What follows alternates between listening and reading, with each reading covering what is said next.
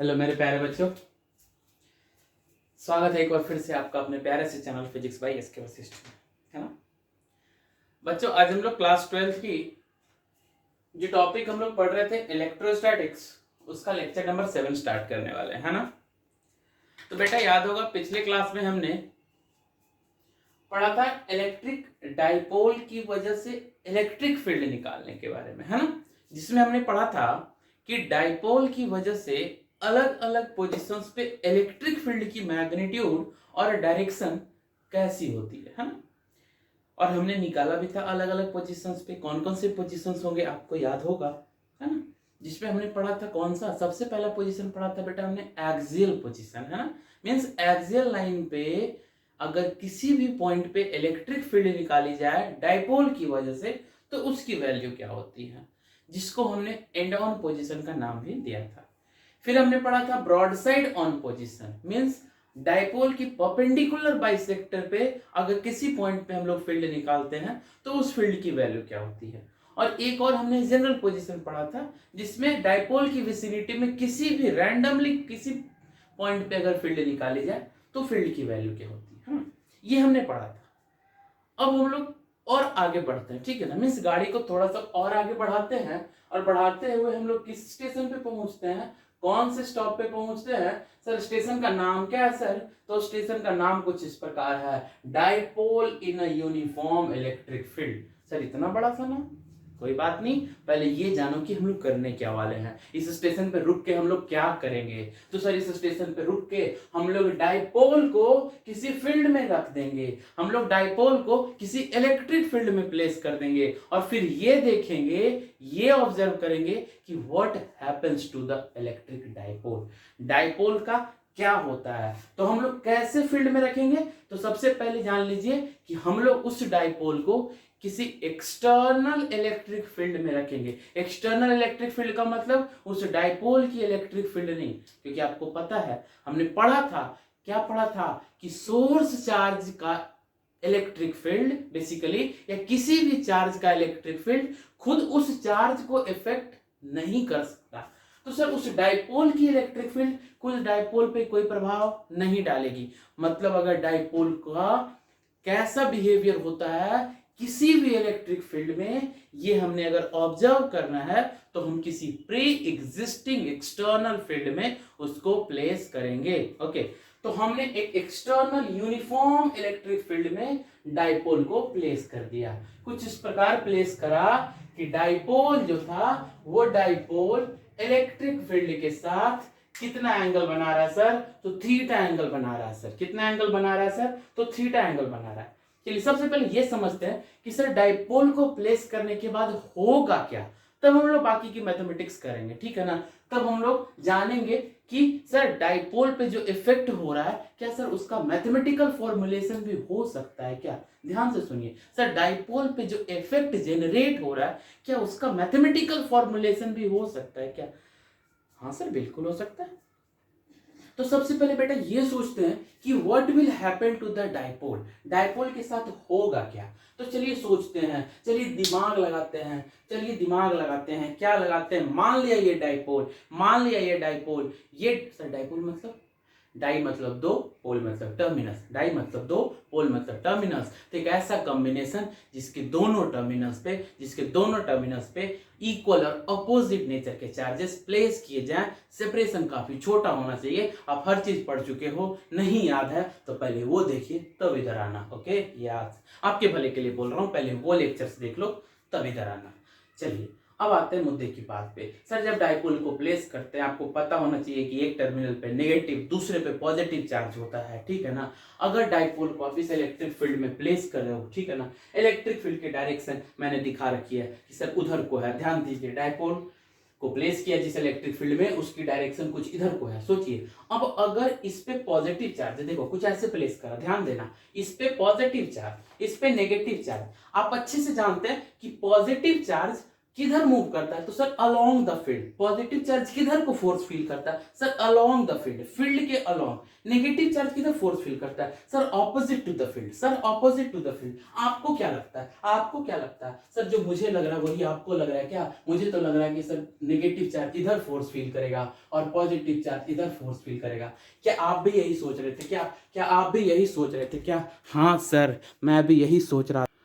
अच्छी बात, आप भी यही सोच रहे थे। तो सोचो क्या हुआ, हमारे साथ क्या हुआ, इस बेचारे डायपोल के साथ क्या हुआ। तो सर ये डायपोल जब इस इलेक्ट्रिक फील्ड में रखा गया तो इसके इस टर्मिनल पे उधर को फोर्स लग रहा है, अरे देखो ना, और इस टर्मिनल पे इधर को फोर्स लग रहा है, अरे दिख रहा ना भाई। सोचो जब ऐसा हो रहा होगा तो क्या ये आपको कपल ऑफ फोर्सेस की फीलिंग दे रही है? देखो ना ध्यान से, क्या एक फोर्स इधर लग रहा है, क्या एक फोर्स इधर लग रहा है? तो सर जब एक फोर्स उस डायरेक्शन में, दूसरा फोर्स इस डायरेक्शन में, सर ये तो बैलेंस्ड फोर्स हुआ ना, क्योंकि equal and opposite forces will give what, net force equal to 0। अच्छी बात, मतलब अगर इस डाइपोल पे एक फोर्स इधर को, दूसरा फोर्स इधर को लग रहा है और दोनों फोर्सेस की मैग्नीट्यूड देखी जाए तो sir charge into electric field ये वाला, और इस फोर्स की मैग्नीट्यूड देखी जाए तो चार्ज इनटू इलेक्ट्रिक फील्ड कुछ ये वाला होगा, ठीक है ना। और सब जब दोनों फोर्सेस के डायरेक्शन को आप ऑब्जर्व करते हैं तो आप ये पाते हैं these two are opposite to each other which will result what, a net force of 0 magnitude. As a result what will happen, sir, the dipole will not move like this. Dipole में कोई ऐसा movement नहीं होगा।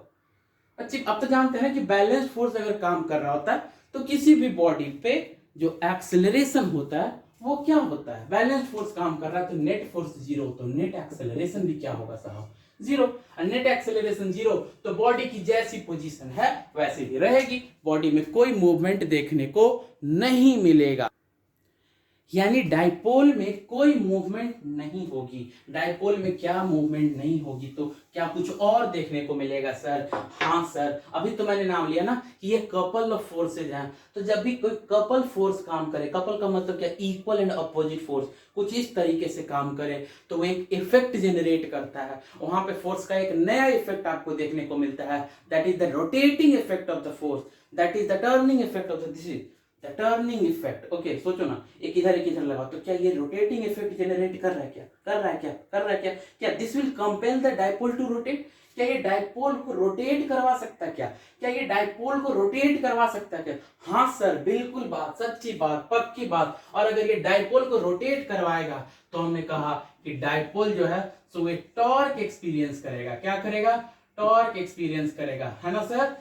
तो because जो force की turning effect होती है ना, जो रोटेटिंग इफेक्ट होती है ना, रोटेटिंग टेंडेंसी होती है ना, वो किस इफेक्ट की वजह से होती है? तो आपका जवाब क्या होगा? टॉर्क। सोचो। अच्छा सर, ये डाइपोल टॉर्क एक्सपीरियंस कर रहा है, इस इलेक्ट्रिक फील्ड में कर रहा है, इस इलेक्ट्रिक फील्ड की वजह से कर रहा है, यानी उस टॉर्क की वैल्यू हम लोग कैसे निकालेंगे, ये सवाल उठता है। तो सबसे पहले हमने क्वेश्चन क्या उठाया था? हमने ये उठाया था कि what happens to the electric dipole placed in the uniform electric field। पहले ये था dipole in uniform electric field, तो क्या होगा डाइपोल का? तो sir dipole will experience some torque, okay, due to the electric field. अब हम लोग उस टॉर्क की वैल्यू निकालेंगे, ओके। तो सबसे पहले ये टॉर्क एक्सपीरियंस कर रहा है और क्या क्या चीजें हमने इसमें रखी थी उसको हम लोग एक लैंग्वेज का रूप देते हैं, ओके।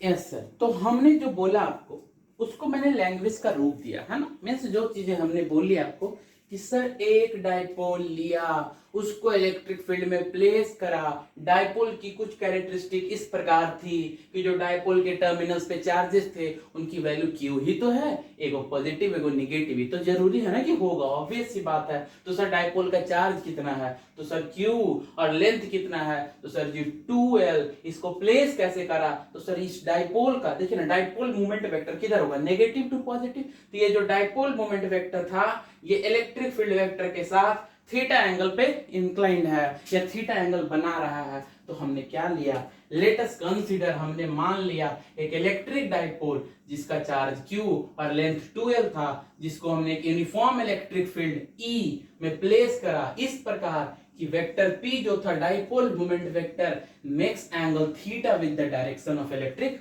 फील्ड। ओके, अच्छी बात, very good sir. Then force acting on, आपको प्लस क्यू वाले चार्ज पे फोर्स कितना फील हो रहा है? सो देखो, force acting on plus Q, F on plus Q, ठीक है ना, this is F acting on plus Q is equal to what sir, Q E, and F acting on minus Q, this is minus Q E, है ना sir. अगर vector form में ले रहा हूं तो ये प्लस क्यू ई बता रहा है और ये माइनस क्यू ई जो है, तो ये बतला रहा, क्या बतला रहा कि सर दोनों फोर्स एक दूसरे के अपोजिट है।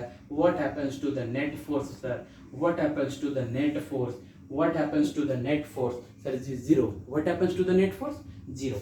अच्छा सर, नेट फोर्स अगर जीरो हो रहा है, equal and opposite, net force zero हो रहा है, but this is the case of couple of forces, this is the case of couple of forces, है ना, कपलिंग और कपल ऑफ फोर्सेज। और जब ऐसा केस क्रिएट हो रहा हो तो this will what, this will result in the torque, this will result in the torque on the dipole, है ना, on the dipole. Torque generate करेगा किस पे? डाइपोल पे। तो सर उस टॉर्क की वैल्यू क्या होगी? सर उस टॉर्क की वैल्यू क्या होगी? तो सबसे पहले आप ये पार्ट लिखिए, हम लोग देखिए मैथमेटिकल पार्ट करते हैं, ठीक है ना, इसको नोट डाउन कर लीजिए, फिर हम लोग मैथमेटिकल पार्ट पे आते हैं। तो सर हर चीज का एक फॉर्मूला होता है ना, तो मैथमेटिकल पार्ट पे आने के पहले हमको ये सोचना होगा कि जो टॉर्क आप निकाले हैं, torque on the dipole, torque experienced by the dipole, torque acting on the dipole, उसकी वैल्यू आप कैसे निकालेंगे? उसका फॉर्मूला माइंड में है क्या? आप याद भी है कि भूल गए? नहीं सर मुझे याद है। आप सोचो, टॉर्क क्या होता है, फॉर्मूला याद है क्या? तो sir force into perpendicular distance, इसी की वैल्यू होती थी ना, फोर्स इनटू परपेंडिकुलर डिस्टेंस। ये होता था फोर्स और ये होता था परपेंडिकुलर डिस्टेंस। परपेंडिकुलर डिस्टेंस कौन सा? Between the forces, perpendicular distance between the forces. अब सोचो, अच्छा क्या ये वाला एक फोर्स था और क्या ये दूसरा फोर्स था? इन दोनों के बीच के परपेंडिकुलर डिस्टेंस की बात की जाए तो क्या ये होगा दोनों के बीच का परपेंडिकुलर डिस्टेंस? ये होगा क्या? ये होगा क्या? नहीं सर, ये तो चांस नहीं लग रहा। अच्छा ये हो सकता है क्या? ये हो सकता है, हाँ sir, yes sir, this is the perpendicular distance between the force. अच्छा बात, चलिए सोचते। तो सब पहले वो निकाल तो लो। देखो कैसे निकालते हैं। अच्छा इस लेंथ की बात की जाती है, ये लेंथ कितना है? 12। अच्छा ये निकालना है मुझे, ये निकालना है। अच्छा इसको मानते हैं आर यही तो है परपेंडिकुलर डिस्टेंस। देखो ध्यान से, अगर आप करो r बाई 12 तो क्या ये आपको साइन थीटा देगा? r बाई 12 क्या ये आपको साइन थीटा देगा? ट्रिगोनोमेट्री लगा तो r की वैल्यू क्या हो जाती है? 12 साइन थीटा। r की वैल्यू क्या हो जाती है? 12 साइन थीटा। आपको पता है ना ट्रिगोनोमेट्री के हिसाब से p by h is sine theta, p by h is sine theta. तो r by 12 is equal to sine theta, तो r is equal to 12 into sine theta. तो जो टॉर्क की वैल्यू थी, f तो आपको पता चला गया ना, f की वैल्यू कितनी है? देखो ध्यान से, f की वैल्यू ये वाला कोई एक फोर्स ले लो, वही तो काम कर रहा ना। तो f तो आपको पता था कि q इंटू ई हो रहा है ना। तो टॉर्क की वैल्यू निकालने के लिए फोर्स की वैल्यू रख दी q इंटू ई और r की वैल्यू रख दी 12 साइन थीटा। r की वैल्यू क्या रख दी? 12 sine theta. Simple and pure mathematics है ना, बस छोटा सा मल्टीप्लीकेशन ही तो है। आपको सिर्फ एक चीज पहचाननी थी। क्या पहचानना था? कि सर वास्तव में डाइपोल के साथ हो क्या रहा है। तो हमने पहचान लिया कि सर डाइपोल पे दो फोर्सेज लग रहे हैं, दोनों इक्वल और अपोजिट डायरेक्शन में लग रहे हैं, जिसकी वजह से डाइपोल पे जो नेट फोर्स काम कर रहा है वो जीरो हो रहा है। वो डाइपोल को सर ये वाला मूवमेंट तो नहीं दे पा रहा, लेकिन अगर स्थिर से हमने सोचा तो हमने पाया कि वो डाइपोल को रोटेट करवा सकता है, यानी वो उसमें टॉर्क जनरेट कर रहा है। तो सर हमने ये निकालने की कोशिश करी कि क्या उस टॉर्क की वैल्यू निकाली जा सकती है क्या? तो हमने निकाल दिया कि what is the value of the torque. तो सर सिंपल सा फॉर्मूला यूज कर दो, F इंटू आर, जिसमें F क्या? एफ क्या, तो सर जो फोर्सबल लग रहा था सो, और आर क्या, तो सर दोनों फोर्स के बीच का परपेंडिकुलर डिस्टेंस, तो सर जी परपेंडिकुलर डिस्टेंस। अब परपेंडिकुलर डिस्टेंस कुछ यूं निकाला, क्या किया, तो सर एक परपेंडिकुलर डाला, फिर साइन थीटा यूज किया, तो साइन थीटा की वैल्यू के हिसाब से इस आर की वैल्यू अपन को क्या मिल गई, तो 12 साइन थीटा, है ना। चलिए प्लेस करके देखता हूं, क्या टाउ की वैल्यू F इंटू आर से कुछ इस प्रकार मिल रही है, तो जो टॉर्क होता है देखो ध्यान से क्या हो रहा है, Q 12 E sine theta. Sir ये चालाकी क्यों, ये चालाकी क्यों, ऐसे क्यों लिख दिए, Q into 12 into E sine theta क्यों लिखे, क्योंकि देखो ना मुझे तो कुछ चमक रहा है, क्या चमक रहा है सर, कुछ दिख रहा है, क्या दिख रहा है, Q इंटू 12 दिख रहा है, सर उससे क्या, सर उससे क्या, अरे बेटा इसको P बोलते हैं ना, हाँ sir P is the dipole moment, yes yes, अच्छी बात अच्छी बात, means tau is equal to P into E into sine theta, इसलिए क्योंकि किसी भी डाइपोल का डाइपोल मोमेंट अगर पहले से आपको पता है तो आप आराम से टॉर्क निकाल सकते हैं ना, तो टॉर्क का फॉर्मूला क्या हो गया sir, P into E into sine theta, means means means what,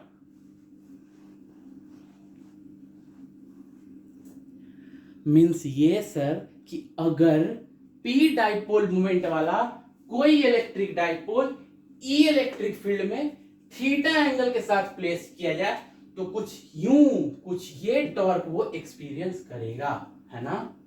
और इस टॉर्क की वजह से उसमें टर्निंग इफेक्ट जनरेट होगी, जिसको आप टॉर्क का नाम देंगे, है ना। तो आप बेसिकली टॉर्क की मैग्नीट्यूड कुछ ये होगी, क्या कि P E sine theta, where what, P is the dipole moment, है ना, P is the dipole moment, okay. E is what, electric field in which dipole is placed. Theta is what, theta is the inclination which the dipole moment vector makes with the electric field, okay. अच्छी बात अच्छी बात। अच्छा sir अब सोचो, क्या क्या क्या, इसको नोट करो तब सोचते हैं, है ना, इसको नोट कीजिए तब सोचते हैं, क्योंकि मिटाएंगे इसको, है ना। हाँ सर, तो क्या सोचना है मुझे, देखिए ना मैंने क्या लिखा, मैंने लिखा कि डाइपोल जब यूनिफॉर्म इलेक्ट्रिक फील्ड में प्लेस किया जाता है तो उसी dipole in uniform electric field का वेरियस केसेज, मींस अलग अलग केसेज में, तो सर एक ही डाइपोल ले रहे हो, देखो ध्यान से, एक ही डाइपोल ले रहे हो और आपके पास एक ही फील्ड मौजूद है, तो आपके पास क्या ऑप्शन है साहब, सर एंगल बदल बदल के प्लेस करेंगे, ध्यान दीजिए सर, थीटा की वैल्यू अलग अलग ले लो, कभी कम झुका के, कभी ज्यादा, कभी ऐसे, कभी इधर घुमा दिया, कभी इधर घुमा दिया, आप यही छेड़छाड़ कर सकते हैं ना साहब, है ना। डायपोल बदलना नहीं, फील्ड बदलनी नहीं, तो आप क्या कर सकते हैं, डायपोल की खींच देंगे का नहीं ना, आप क्या कर सकते हैं, तो सर डायपोल को प्लेस करने का तरीका बदल सकते हैं, क्या कर सकते हैं, प्लेस करने का तरीका बदल सकते हैं, मींस कभी 90 डिग्री पे प्लेस कर दिया, कभी 60 डिग्री पे प्लेस कर दिया, means the only thing which is in your hand is you can change the values of theta, आप सिर्फ एक ही काम कर सकते हो साहब कि आप थीटा की वैल्यू बदल सकते हो, तो what will happen if we change the value of theta, अगर थीटा की वैल्यू बदलते हैं तो सबसे पहले ये देखिए, एक डाइपोल जिसकी डाइपोल मोमेंट P थी, एक इलेक्ट्रिक फील्ड जिसका इलेक्ट्रिक फील्ड का मैग्नीट्यूड E था, और इन दोनों को जब प्लेस करा तो वो टॉर्क कितना फील करता है, ये आपने अच्छे से पता है सर जी, टाउ की वैल्यू होती है P साइन थीटा, ओके। चलिए अब आपको समझाने की कोशिश करता हूं, देखो मान लिया ये पहले से प्री एग्जिस्टिंग इलेक्ट्रिक फील्ड है ना, और ये रहा मेरा इलेक्ट्रिक डाइपोल जिसको हमने प्लेस करा, ठीक है, ये रहा हमारा वेक्टर P, ठीक है। अगर इस प्रकार प्लेस करते हो तो थीटा की वैल्यू क्या, 0 डिग्री, थीटा की वैल्यू क्या 0 डिग्री, नहीं होगा क्या, सोचो सोचो, थीटा की वैल्यू 0 ही तो होगी इसमें, है ना, ओके सर, अच्छी बात। एक और कंडीशन लेते हैं, ठीक है, आगे बढ़ते हैं। अब क्या कर दिया हमने, ये पहले से प्री एग्जिस्टिंग इलेक्ट्रिक फील्ड और ये रहा हमारा डाइपोल, है ना, रोटेट कर दिया, ठीक है ना, परपेंडिकुलर लेके चल गया, ये रहा 90 डिग्री पे घुमाया, ठीक है ना। अब थीटा की वैल्यू 90 डिग्री, अलग अलग केस लेके चल रहे हैं, ध्यान से देखिए हम लोग क्या पहुंचेंगे, किस निष्कर्ष पे पहुंचेंगे, क्या समझने की कोशिश करेंगे, ये देखिए। अच्छा सर, अच्छी बात, पहले इसका तो देख लो, इसका अगर देखते सर तो टाउ की वैल्यू क्या होती है, P E साइन 0 डिग्री, है ना, और साइन जीरो की वैल्यू क्या, साइन जीरो की वैल्यू क्या, तो मुझे पता है आपको नहीं याद है, अरे नहीं याद है, अरे नहीं याद है, अरे हाँ सर याद है, अच्छा ठीक है, तो भी बताओ ना सर, जीरो तो होता है ना, अच्छी बात, मीन्स जो टॉर्क इस पे काम कर रहा था क्या वो जीरो कर रहा था क्या, क्या वो जीरो कर रहा था क्या, अच्छी बात। अच्छा सर अगर ये जीरो कर रहा है क्या, अगर ये जीरो कर रहा है तो क्या ये डायपोल को रोटेट करवाएगा क्या, क्या ये डायपोल को रोटेट करवाएगा क्या, सर टॉर्क ही नहीं तो रोटेशन किस काम का, सर टॉर्क ही नहीं तो रोटेशन किस काम का, अच्छी सर अच्छी बात। तो सर क्या ये इक्विलिब्रियम है, क्या ये इक्विलिब्रियम है क्या, ये इक्विलिब्रियम है, हाँ sir yes it is equilibrium, है ना, इट इज इक्विलिब्रियम, ठीक है ना, ओके सर। अगर हम इसको 90 पे लेके चलते हैं, अगर इसको 90 पे लेके चलते हैं, अगर 90 पे लेके चलते हैं तो टाउ की वैल्यू क्या होती है सर, थीटा 90, तो टॉर्क की वैल्यू हो गई कितनी, पीई साइन 90 डिग्री, और साइन 90 की वैल्यू तो जीरो होने से रही, तो टाउ की वैल्यू हो गई P E, means it will experience some torque, it will experience some torque, means this is sir not in equilibrium, पहला ये तो इक्विलिब्रियम में होगा नहीं, और दूसरा सर ये रोटेट करेगा, ये रोटेट करेगा, ध्यान से देखिए, है ना, अरे बाबू हमने सिर्फ पढ़ा कि टाउ की वैल्यू पीई साइन थीटा होती है ना, जिसमें हमने अलग अलग केसेस कंसीडर करा, एक इलेक्ट्रिक फील्ड के अलोंग ही रख दिया डाइपोल को, है ना, तो ऑब्वियस है कि थीटा की वैल्यू जीरो होनी है, ठीक है ना। अब थीटा की वैल्यू जीरो थी तो हमने टॉर्क निकालने की कोशिश करी, तो साइन जीरो की वैल्यू जीरो, तो टॉर्क की वैल्यू भी जीरो आ गई, तो हमने कह दिया क्या सर इक्विलिब्रियम है, कौन, तो सर डाइपोल, है ना, इक्विलिब्रियम का मतलब सर रोटेट ही नहीं कर रहा, जैसे था वैसे पड़ा हुआ है, अच्छी बात अच्छी बात अच्छी बात। सर इसको देखो, इसको देखो, हमने क्या कर दिया, डाइपोल को ये घुमाया, है ना, और जब ये घुमाया तो थीटा की वैल्यू क्या हो गई सर 90 डिग्री, थीटा की वैल्यू क्या हो गई 90 डिग्री, अब 90 डिग्री हो रहा है तो यहाँ पे टाउ की वैल्यू क्या हो रही है, पीई साइन 90, साइन 90 की वैल्यू, साइन 90 की वैल्यू सर जी 1, साइन 90 की वैल्यू 1, तो टॉर्क की वैल्यू P इंटू ई, मतलब एक टॉर्क है जो कि डाइपोल को रोटेट करवाएगा, है ना, यानी डाइपोल इक्विलिब्रियम में नहीं है, कोई बात नहीं, चलो कोई बात नहीं, बुरा नहीं मानना इसमें, उसकी मर्जी, है ना, पूरा अधिकार है उसको, इक्विलिब्रियम में हो कि ना हो। अगला कैसे देखते हैं, डाइपोल को फिर ये करता है, ठीक है ना, ये रहा इलेक्ट्रिक फील्ड, अच्छी बात पक्की बात, कोई बात नहीं सर, बुराई वाली बात नहीं है, ये रहा हमारा डाइपोल, है ना, सर ऐसे क्यों, अरे देखो ना साहब, ऐसे था, ऐसे घुमाया, अब इधर घुमाएंगे ना, अब इधर घुमाएंगे तो ये रहा डाइपोल, अब अगर ये डाइपोल है, what about the theta, 270, sorry what about theta, it's 180, sorry theta is 180, अच्छी बात, चलिए सर थीटा 180 है ना, अब थीटा अगर 180 है, थीटा 180 है तो टाउ की वैल्यू क्या होगी, पीई साइन 180, है ना, और साइन 180 की वैल्यू, साइन 180 की वैल्यू सोचो सोचो सोचो, साइन 180 की वैल्यू क्या होती है सर, जीरो, सर जी टाउ की वैल्यू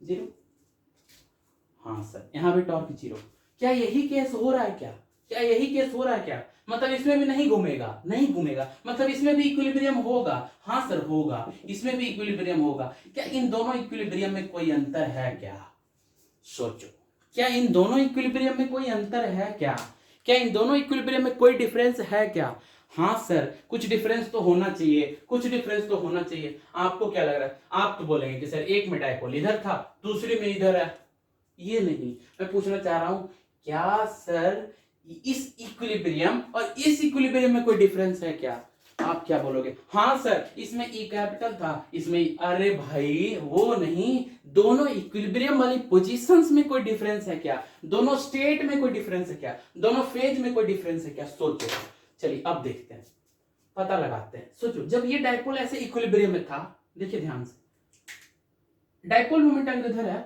ये कौन सा चार्ज माइनस क्यू, ये कौन सा प्लस क्यू, ये इधर है, ये कौन सा प्लस क्यू, और ये कौन सा माइनस क्यू, देखिए ध्यान से, अब क्या करते हैं, थोड़ा सा छेड़ते हैं, सर किसको, अरे डाइपोल को भाई, ज्यादा मत सोचो, है ना, डाइपोल को छेड़ते हैं, क्या छेड़ते हैं, देखिए इसको थोड़ा सा उठाने की कोशिश करते हैं, ये घुमाया, है ना, और घुमा के कुछ ऐसे करते हैं, ऐसे करते आपको क्या होता है, ये माइनस वाला चार्ज इधर आ जाएगा, और ये प्लस वाला ये पर रहेगा ना, है ना, ये इलेक्ट्रिक फील्ड, आपको क्या लगता है, ये जो इलेक्ट्रिक फील्ड की वजह से ये प्लस चार्ज इधर फोर्स फील करेगा, और ये माइनस वाला इधर फील करेगा, और अगर इसको आप अपनी पोजीशन से थोड़ा सा चेंज करते हो तो कुछ ऐसी होगी कहानी, है ना। और अगर कहानी ऐसी होती है तो ये प्लस चार्ज, ये माइनस चार्ज, प्लस चार्ज इधर फील करता है, माइनस चार्ज इधर फील करेगा, किसको, फोर्स को, है ना। दोनों केस को ऑब्जर्व कीजिए, थोड़ा सा दिमाग लगाइए, क्या पाते हैं, क्या नजर आता है। तो सर जब आप इसको थोड़ा सा डिस्प्लेस कर रहे थे अपनी पोजीशन से, तो इन फोर्सेज की वजह से ये जाएगा तो, लेकिन जैसे ही आप छोड़ते हो ये वापस आ जाएगा।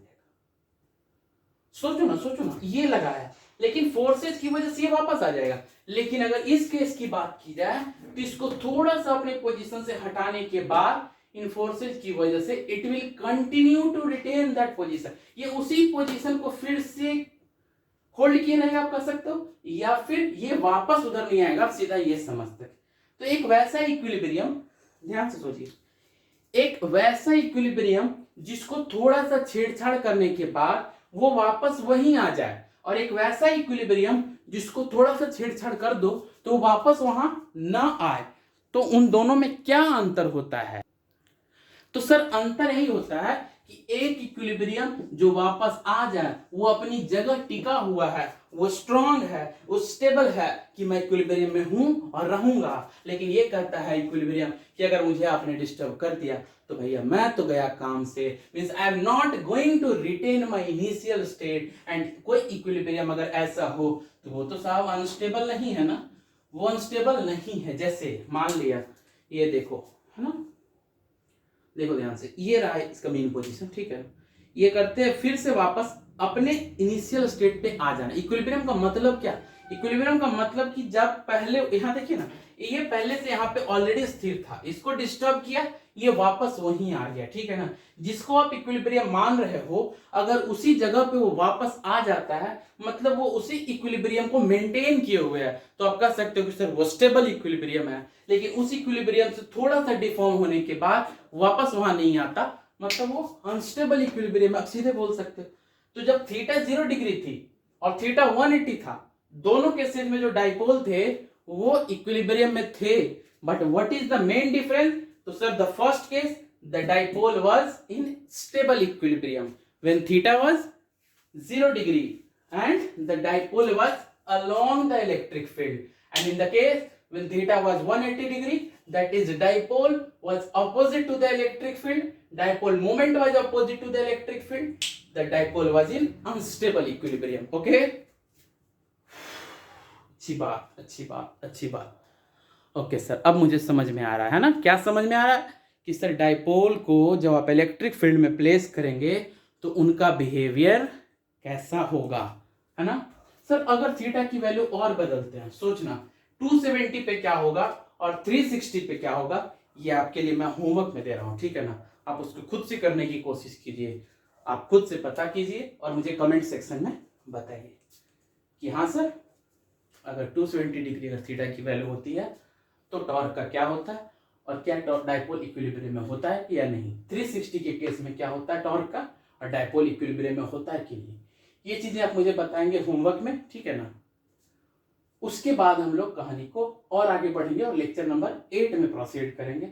फिलहाल आज का लेक्चर मैं यहीं स्टॉप करता हूं, तब तक आप जितनी हो सके रिवाइज कीजिए चीजों को, ठीक है ना। रेगुलरली अपडेटेड रहिए, लेक्चर्स के साथ जुड़े रहिए मेरे से, ठीक है ना, ताकि जब भी कोई डाउट हो आपको, आप मेरे से पूछ सके और मैं आपकी वो डाउट अगले लेक्चर में क्लियर कर सकूं। आप कमेंट सेक्शन में मेरे से डाउट पूछ सकते हो और मैं उसको फिर अगले लेक्चर में सॉर्ट आउट करने की कोशिश करूंगा, ठीक है ना। होप आप यहां तक अच्छे से समझे होंगे, है ना। मिलता हूं अगले लेक्चर में, तब तक के लिए stay safe and good bye.